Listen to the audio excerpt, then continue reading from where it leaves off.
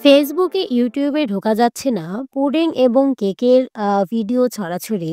মানে এত বেশি ভিডিওগুলো আসছে, মনে হলো আমিও একটা পুডিং বানাই। যদিও আমি পুডিং খুব একটা পছন্দ করি না এবং আমাদের বাসায় পুডিং কেউ খায়ও না।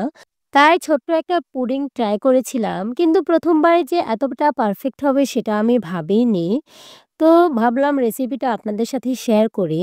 ১ম এই একটা নরমাল টেম্পারেচারে ডিম নিয়েছি। যদি ফ্রিজে থাকে এটা অবশ্যই ০.৫ ঘন্টা ১ ঘন্টা আগে বের করে রাখবেন। এরপর ডিমের মধ্যে চিনি দিলাম। চিনি দিয়েছি 1/4 কাপ পরিমাণ এবং চিনিটা যদি ব্লেন্ডারে ব্লেন্ড করে নেন সেটা আরো বেশি ভালো হবে। এরপর চিনিটা গলা পর্যন্ত আমি এটাকে হ্যান্ড উইক্স দিয়ে বারবার নাড়ছিলাম। এইদিকে আমি দুধ জাল দিয়ে নিলাম। দুধের ওপরে যদি এইভাবে চামচটা রাখেন তাহলে কিন্তু কখনোই দুধ উতলে যাবে না। দুধ আমি ঘন করে নিয়েছি। মানে ২ কাপ দুধকে আমি ১ কাপ পরিমাণ করে নিয়েছি। এইভাবে ঘন করে নিয়েছি। এরপর দুধ নামিয়ে নিয়েছি ঠান্ডা হওয়ার জন্য।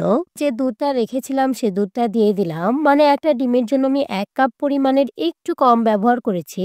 আপনারা চাইলে 1/2 কাপ পরিমাণও ব্যবহার করতে পারেন। এর মধ্যে একটুখানি ভ্যানিলা এসেন্স দিয়েছি যেটা ক্লিপটা ওঠেনি। আপনারা অবশ্যই 1/2 চা চামচের একটু কম ভ্যানিলা এসেন্স ব্যবহার করতে পারেন। হাতের কাছে ভ্যানিলা এসেন্স না থাকলে গোলাপ জলও ব্যবহার করতে পারেন। এরপর যে ক্যারামেলটা করে নিয়েছি, এরপর আমি ক্যারামেল বানিয়ে নিলাম। অল্প একটু চিনি দিয়ে আমি কড়াইয়ে দিয়ে দিয়ে দেওয়ার পর এটা কিছুক্ষণ পর একটু রং ছাড়ছিল। তখনই আমি এটা নামিয়ে নিয়েছি এবং যেটাতে পুডিং বসাবো সেখানে দিয়ে দিয়েছি। সাথে এটা নিচে একটু স্প্রেড করে দিলাম আরকি। এরপর এর মধ্যে ওই মিশ্রণটা ঢেলে দিব। মিশ্রণটা আমার কিন্তু ছেঁকে দিতে হবে। কারণ এর মধ্যে অনেক বাবলস থাকতে পারে। সেগুলো যদি পুডিং এ পড়ে তাহলে কিন্তু পুডিং খুব একটা ভালো হয় না। ছেঁকে আমি ওই বাটিতে সবগুলো মিশ্রণ দিয়ে দিলাম। এবার এটা সিদ্ধ করতে হবে এজন্য সসপ্যানে পানি দিলাম।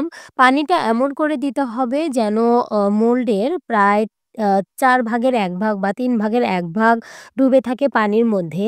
তাছাড়া কিন্তু পুডিংটা খুব একটা ভালো হবে না। আমি ভেতরে একটা স্ট্যান্ড বসিয়েছি, স্ট্যান্ডের ওপরে দিয়েছি। একদম সরাসরি দেবেন না, নিশ্চয়ই কিছু দিয়ে দিবেন। আপনারা কাপড় চাইলে কাপড়ও ব্যবহার করতে পারেন। মানে কাপড় নিচে দিয়ে তার উপর বাটিটা রাখতে পারেন। এইদিকে আমি পুডিংটা ভেতরে দিয়ে দিলাম এবং পুডিংয়ের ওপরে অবশ্যই ঢাকনা ব্যবহার করতে হবে। তাছাড়া কিন্তু ভাপ উঠে ওই পানিটা পুডিংয়ে পড়বে। একটা টুথপিক দিয়ে আমি দেখে দিলাম যে আ সিদ্ধ হয়েছে কিনা। এটা করতে আমার খুব বেশি সময় লাগেনি। প্রায় ১০ থেকে ১৫ মিনিটের মধ্যেই হয়ে গেছে। খুব বেশি সময় লাগেনি যেহেতু খুবই কম, একটা ডিমের মাত্র। এরপর এটা আমি ১ ঘন্টার জন্য মাত্র ফ্রিজে রেখেছিলাম। যদি হাতে সময় থাকে এটা সারারাত ফ্রিজে রাখবেন তাহলে খুবই সুন্দর হয়। আমি যেহেতু খুব তাড়াতাড়ি বের করেছি তাই এটা আমি ভয়ে ছিলাম যে এটা ভালো হবে কিনা। আর যেহেতু ১ম বার কিন্তু এতটা বেশি টেস্টি হয়েছিল এবং এটা এতটা সফট হয়েছিল। আমি ভাবতেই পারিনি যে ১ম বারে এতটা সুন্দর হবে। অবশ্যই বানিয়ে খেতে পারেন। পুডিং অনেকেরই খুবই পছন্দ। ভিডিওটি দেখার জন্য ধন্যবাদ। ভিডিওটি ভালো লেগে থাকলে লাইক, কমেন্ট করুন।